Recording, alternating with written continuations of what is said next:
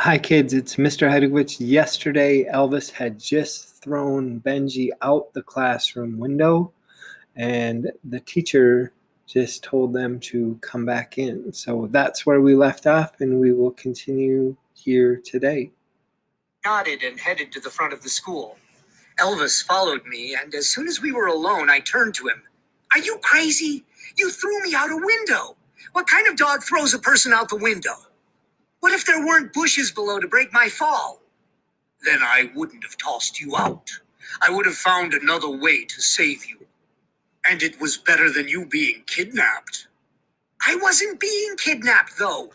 Why didn't you tell me what you were going to do?" "Because if I had told you, you wouldn't have wanted to do it. And also, you would have gotten all tense, and that's when people really hurt themselves, because they're trying to break their fall. Trust me, it went much better because it was a surprise." I didn't say anything else, mainly because it did seem like he knew what he was talking about, and also because I was still in shock from being thrown out of a window. When we walked back into the classroom, Elvis and I got a standing ovation. Elvis stood really tall and was pretty impressed with himself. When I took my seat, my heartbeat was still pounding in my head from the rush of it all, and I could feel that everyone was looking at me in a whole new way. It was a pretty good feeling. 15 minutes later, my heart stopped beating so fast, and the classroom was quiet as we worked on a long division problems sheet. I felt a tap on my back. I turned slightly, and Teresa Jensen passed me a note. Ms. Blaine was on the other side of the classroom helping Kyle Duncan. He is actually pretty good at math, but he always pretends he can't understand, so Ms. Blaine helps him. Anyway, I took the note and glanced at it so I'd know who to pass it to. But the surprising thing was that it said my name on the front of it. I know this may be hard for you to understand, but this was the first note I had ever received in school. Who could it be from? What would it say? What if it wasn't a nice note? Was the person who wrote it staring at me right now? My name was written in pink ink in flowery handwriting. Whoever sent it had even dotted the I in my name with a flower that had a smiley face in the center. She'd colored in only every other petal of the flower, which made me think of that game I've seen girls play where they pluck the petals off flowers and say things like, he loves me not." Could my note be a love note? I was so nervous I started to sweat. Suddenly, Elvis's big face was in my face, and he whined, which I guess was his way of whispering. "What are you doing? Are you feeling okay? You're breathing all funny. Please tell me you're not still thinking about the window thing." "I'm okay." I showed him the note that I'd just got. "What's that?" "It's a note. You shouldn't pass notes in class." "I know that, but so what?" "Benji." I looked up and saw that Ms. Blaine was staring at me. "Is everything okay? Does Elvis need to go out?" "Huh? He's whining. Does that mean he needs to go outside?" "I don't know. I only got him a few days ago, though it seems like longer." "Well, if you've finished your assignment, you can take a hall pass and go outside for a moment. But you have to come right back." "Yes, Miss Blaine. Thank you." My hand was on the door handle when she spoke again. "Aren't you forgetting something, Benji?" "Please, excuse me, and thank you." The class cracked up, and I heard someone say, "Doofus." Oh well, my popularity was short-lived, but I didn't really care at that point. "You forgot to take the hall pass." Ms. Blaine pointed to the wooden owl sitting on the bookshelf near her desk. That was the hall pass. I guess she figured if it was silly, then we wouldn't make up excuses just to get away, because we wouldn't want to be seen with this wooden owl in the hallways. Miss Blaine was no dummy. Before I could make a move, Elvis trotted over and carefully took the wooden owl by the red velvet ribbon on its neck and walked back over to meet me at the door. The whole class murmured. The dog had understood what she said. There was a burst of spontaneous applause. Here's what I have to say about that. Elvis, I had now realized, was a big show-off. When we were walking down the hallway toward the front door, I told him as much. Well, I'd rather show off the skills that I currently have than break into a cold sweat when I receive a letter from a fellow classmate. Huh? The note. Why are you so nervous about getting a note? Though, for the record, I still disapprove of receiving silly notes from girls in class during school time. You're supposed to be working on your long division. How did you know it was from a girl? I asked. Pink glittery ink, plus it smells like strawberries. Oh yes, and I'm extremely smart. That's how I know.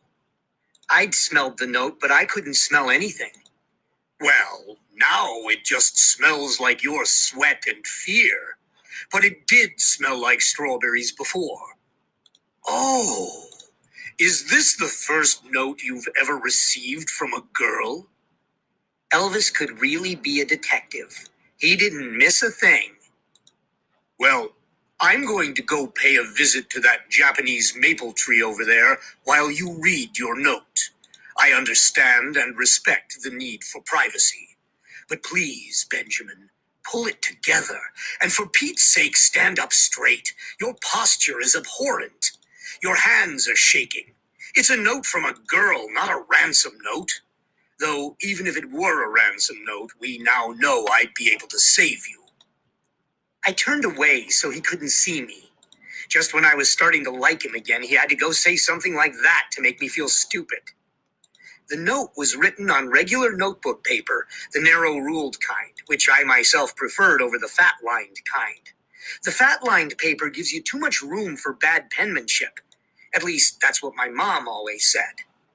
And this was certainly the case when it came to Taisy's awesomely girly handwriting. This is what it said. Dear Benji, I told my dog, Princess Daisy, all about Elvis last night after I met him in the hospital. She would like to invite him over sometime. Princess Daisy is a small dog, but she has a lot of friends who are big dogs. See you later, Tazy. Tazy? Tazy? Tazy McDonald sent me a note? I couldn't believe it. If someone was going to push me off a cliff if I got the answer wrong, and they made me guess who this note was from, in a million billion years, I never would have thought it'd be her. I would have been pushed off that cliff and be flat as a pancake right now. I mean, sure, she seemed totally into Elvis when she met him, but it was just so surprising she wrote notes in class. I didn't really think of her as being a girly girl. At the end of the morgue tour, Dino had said again he had no idea that Tazy and I were around the same age. He said he would have introduced me a long time ago. He also said he was pretty sure he must have mentioned me to her anyway, because I was his favorite patient. I was really happy when he told me that. I suspected I was his favorite, despite my crazy mom, but it was nice to hear. He told me I should be friends with Tazy because she was a special girl. I explained it was highly unlikely that Tazy and I would be friends because she ran in a completely different social circle at school. What I didn't explain about our social circles was that she was popular and had lots of friends, and I didn't. But now that I'd gotten this note, maybe I was wrong about all that. She did invite me over. Well, she invited my dog, but she had to know that I would have to come over too, right? Unless she thought that maybe I would just drop him off. What I couldn't get over was the whole pink pen girly handwriting, since she was such a tomboy. She shoots free throws at recess. Let me tell you something. I doubt very seriously I could even make a free throw basket. Well, perhaps I could, but I'd have to have good aim and do it granny style, underhanded. I just don't have the arm strength to play basketball well, or the coordination, or the running skills, or the aim. A big drop of drool landed on my note, and I knew Elvis was back. Oh, so it was Tazy who wrote you the note. Did she say anything about me? He asked. What's Tazy short for, anyway? Why doesn't anyone want to go with their formal name anymore? I don't know what it's short for, and who cares? She wrote me a note. Well, unless this isn't really from her and someone is just messing with me. What do you mean, messing with you? I mean, maybe someone forged this note and signed her name to play a mean joke on me. You watch too much television. Why would someone do that? I may watch a lot of television, but you have no idea what elementary school is like. Kids play mean jokes all the time. No, it's from her. I can tell. Elvis leaned in and smelled the note. Are you telling me you can smell that she wrote the note? I can. And I can tell you that either her pen has strawberry-smelling ink, or she was wearing strawberry lip gloss when she wrote it. But enough about her. Have you met Princess Daisy? Who? Princess Daisy. Her dog. Is she a real princess? Is who a real princess? Princess Daisy. Is that a proper title? Is she of royal lineage? Are you asking me if Daisy's dog is actual royalty, as in Prince William and Kate? Yes, I know all about William and Kate, mainly because my mom woke me up early so I could watch their wedding on television with her. I doubt it, Elvis. How disappointing. We would have made a suitable pair given the fact that I'm to be the president's dog. And I find it rather silly to name someone Princess when she isn't actually a princess. What serious-minded canine would want to have such a name? I'm pretty sure you're the last dog on Earth who should be making fun of another dog's name, Mr. Parker Elvis Pembroke the 14th. It's the 4th, and you know it. Whatever. Who cares about all this? How would I know anything about Daisy's dog? I'm not friends with her.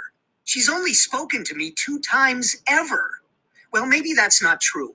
Once when we were doing math races at the board, I beat her and she said, "Good game, Barnsworth."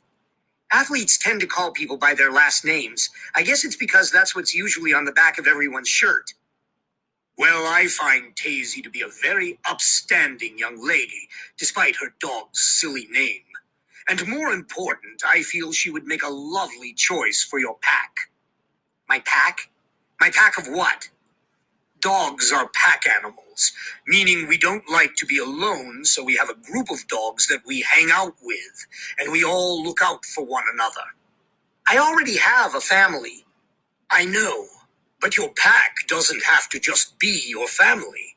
It can be other dogs, too. Usually they're more your peers as opposed to your parents. Your parents have to like you. Your pack, you try to win their approval and respect. And from what I can tell, you need your own pack at school. Well, if we're supposed to be alike, then Daisy can't be in my pack. She could not be more different from me. If you don't know her, then how do you know she's so different? Have you met me? I'm small, terrible at all sports, and sickly. She's like the total opposite of me. Even more so than the twins, because she's a girl. Benjamin, that's all outside stuff.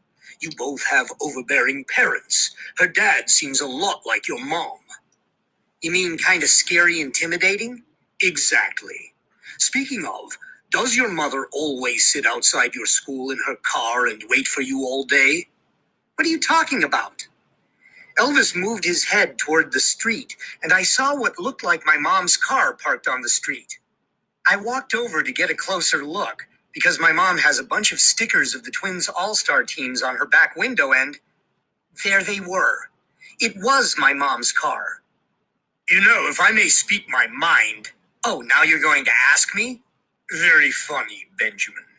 What I was about to say before I was so rudely interrupted was your mom seems very involved in your life. She is, but that's because I'm sick a lot. Yes, I figured that was why she showed up at the hospital that night to check on you while you were sleeping. What are you talking about? She did not. She did too. It was around midnight and you were asleep. She came in and pulled the covers up over you and kissed you on your forehead.